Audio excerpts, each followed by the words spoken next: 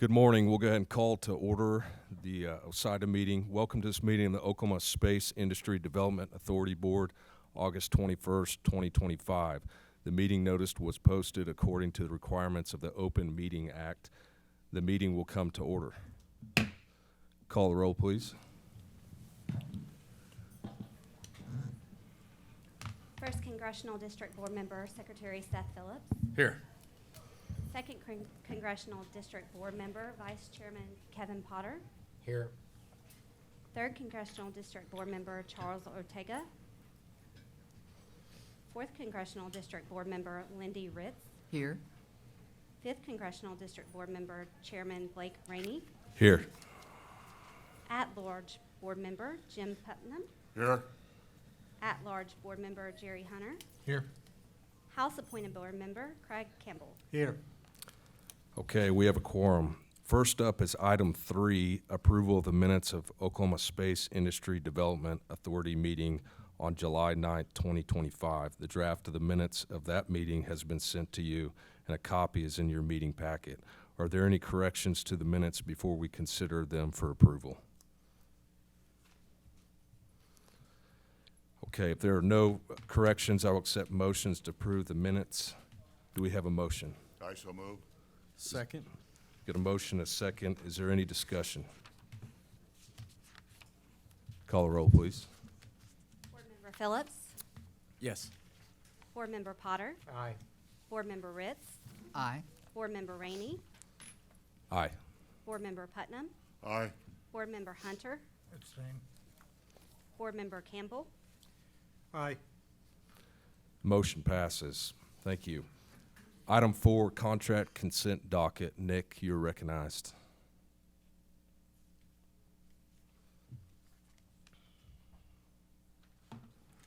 Thank you, Mr. Chairman and board members.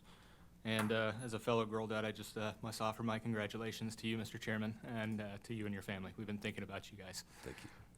So for this first item here, as my inaugural OSIDA board meeting presentation here, the first item that I'm seeking is approval of design services for bid packages on phases 6 and 7 of the airfield pavement rehabilitation out there at Clinton Sherman Airport. Total project costs for these to create the design and bid packages for phases 6 and 7 are $109,400.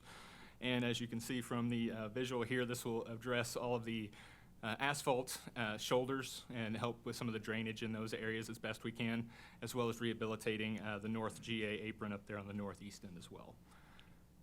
The second item I'm seeking approval on to contract for this particular project is phase 4 of the pavement rehabilitation projects that we've had out here. As you can see from this next slide with all the interesting colors and phases that we have, this portion will take care of the south end of the parallel taxiway, as well as the connector taxiways there on the south end. The red phase there on the runway is kind of what's underway right now, and some of that on the apron that's already been completed. So this is that light blue area that starts on the south and then leads up those connectors to address the concrete pavement in those areas. Total project cost for this is $6.782 million. And this will be covered with OSIDA prep funds. Total project on this is split up into $6,250,310 for construction and $531,700 in the construction administration, inspection, and testing throughout that project as well. Staff recommends approval, and I stand for any questions you have. Okay, do we have a motion to approve? Move to approve. Second. Item 4. Okay, is there any further discussion? Timeline, Nick? Timeline, it kind of depends on when they get mobilized. I would imagine that the bulk of this will start off on in the January timeframe. It kind of depends on what some of the other phases look like, but I believe this is somewhere in the realm of another 200-day project, if I recall correctly. Okay. I will say that from what we've seen on the current phase 2 and 3 underway at the moment, I would anticipate, and the contractors do anticipate, that they will come in under. But again, we always believe that whenever we see it. Call the roll, please. Board Member Phillips. Aye. Board Member Potter. Aye. Board Member Ritz. Aye. Board Member Rainey. Aye. Board Member Putnam. Aye. Board Member Hunter, Aye. Board Member Campbell. Aye. Motion passes. Thank you, Nick. Next, we have item 5, contract amendment for wind construction. Grayson, you're recognized. Good morning, Good morning, Mr. Chairman, board members. Before you have a change order to a OMES CAP project. This is the water and wastewater improvement project that we've talked about that's happening out at the spaceport currently. The airport received some ARPA dollars to the tune of about $4.25 million to support this about $6 million project, given some of the additional revenues that have come to the airport. The staff believes it would be incumbent to go ahead and award some of the alternates that weren't previously picked due to budget, now that the money is in place, to the tune of about $416,000. Those alternates are going to be the primary cost of that's going to be the new chlorinator in the water control room, but also providing additional valves to be able to help shut off the water system if there's a leak. Right now, the system is basically a closed loop system. So when there's a leak, anybody that's on that water system gets shut down as they have to go repair that leak. So the addition of some extra valves would help be able to isolate some of those potential future leaks and be able to keep water going to the tenants out at the spaceport. Adding in some a steel door to the pump house that's out there, and of course we'll be able to see that when we go out to the spaceport here probably this fall as a board. And then last but not least is 48 electronic water meters that's included in this amendment. And so, like I said, these were all items that were bid out as part of the original project. They were alternates as part of the original project. But due to the budget when the contract was signed earlier this year, late last year, they did not move forward with those. And so now that we have some money in the bank to be able to pay for those alternates and all the contractors on site, we figured it'd be a good time to go ahead and move forward with adding those alternates to the project as a contract amendment. I'll certainly stand for any questions, but we believe this to be a prudent move at this juncture in time. Do we have a motion to approve item 5? Move approval. Do I have a second? Second. Is there any discussion? Call the roll, please. Board Member Phillips, Aye. Board Member Potter, Aye. Board Member Ritz, Aye. Board Member Rainey, Aye. Board Member Putnam, Aye. Board Member Hunter, Aye. Board Member Campbell. Aye. Motion passes. Next up is item 6, Artemis Group update. Mr. Craig Smith, you're recognized.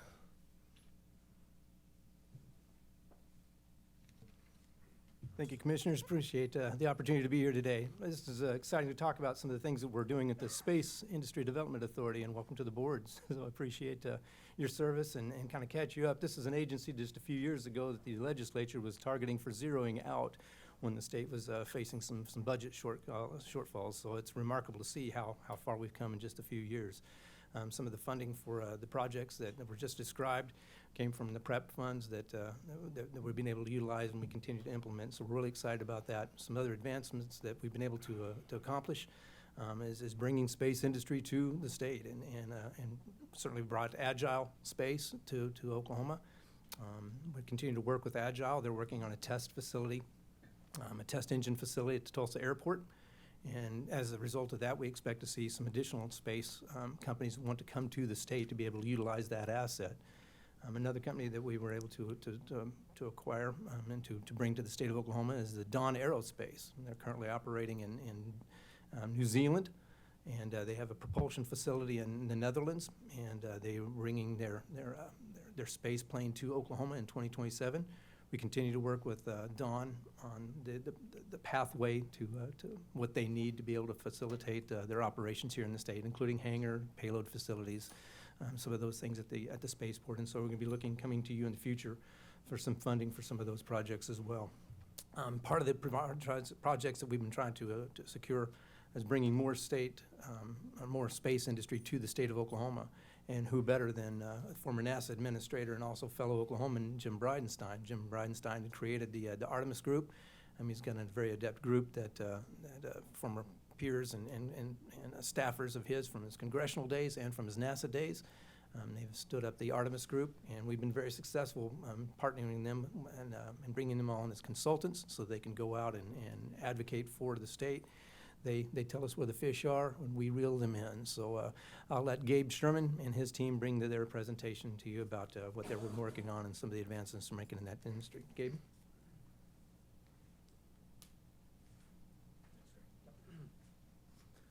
Great to see you guys today. Thank you for the time. And as Craig said, it's an honor to be able to do this kind of work for the state of Oklahoma and to try and open people's eyes to what it is that we have to offer here in the state from an aerospace and space perspective. And I think today, what you guys are considering in the second half of today, all of the different investments and grants that you're making early in the educational systems. For us, whenever we're trying to recruit companies, the number one thing that they're talking to us about first is workforce. And so the fact that you guys are injecting aerospace and aviation curriculum into our school systems and growing that up through career techs and the university systems is critically important. And so I can tell you time and time again, you've given us a great talking point whenever we're engaging with a lot of these space companies to give them confidence about not only what's in Oklahoma today, but what's coming tomorrow. And so we're very grateful for the work that you guys are doing here. If we go over to that next slide, I just want to give you a quick overview of what the next 4 to 5 months are going to look like from a space industry development perspective. And these are just some of the highlights. There are so many other activities that are ongoing that hopefully we'll be able to update you on at future board meetings. So I'm just going to run through this list real quick. You heard Craig talk about Agile Space Industries. They're building a space engine test facility in Tulsa. Their leadership was here yesterday. They're in a great place they've signed leases. They have plans for their phase 1 buildings. They've selected contractors, and they are moving forward. I think we'll be breaking ground in October. And so I look forward to getting invitations out to you guys to be a part of that. But that's a huge step. And as you guys know, we've talked a little bit about this. In the space industry, the industry rallies to test capabilities, because if you can manufacture and test in close proximity, you cut down timelines in a significant way. Right now, people are testing in one part of the country, manufacturing in another part of the country, and then assembling and integrating and testing in another part of the country before things actually get to the Cape to launch or get to Vandenberg to launch. What we are creating here in Oklahoma is testing and manufacturing in one place with opportunities to ship quickly out of the Port of Catoosa to get us to both coasts to actually get to launch. And so whenever we start looking at this space cluster that we're creating in Oklahoma, we have some critical things that are working in our favor. And so Agile's test capabilities, just kind of, that's the marker. Now we can start building around it. And that kind of speaks into these next few opportunities. So the All Points Space Prep team, they're a space infrastructure company. They're going to be in town on August 25th discussing, hey, what are the needs out at the spaceport, not only in the near term, but in the longer term to ensure we have what we need to attract the right space companies in the future. So that'll be a good discussion. We have some legislative participation. We have ODA leadership participating in that discussion. That's on the 25th. Black Moon Energy will be here on the 28th. Black Moon is a helium-3 lunar mining company that moves towards nuclear fusion. Whenever I talk about those things, you guys understand those are long leads, right? There are big-time steps for us to get from one to the next on that. But they are a company that is making serious strides, working with some of the biggest players in the industry. And when we think about Oklahoma as an energy state, the question is, what is the future of energy? If Oklahoma has a role to play in nuclear fusion, that'd be a really unique thing. And I think everybody, especially at the federal level, is starting to lean in on the fusion possibilities. And so this is just another good company for us to engage with early. Boeing Space, when you think about Agile and their test facilities, Boeing has huge testing needs. And what they're doing a make-buy decision right now. Do we invest heavily in more testing infrastructure? Do we wait for multiple years to get access to current testing infrastructure? Or do we partner with companies like Agile in the state of Oklahoma to get the infrastructure we need to get to test and get to flight?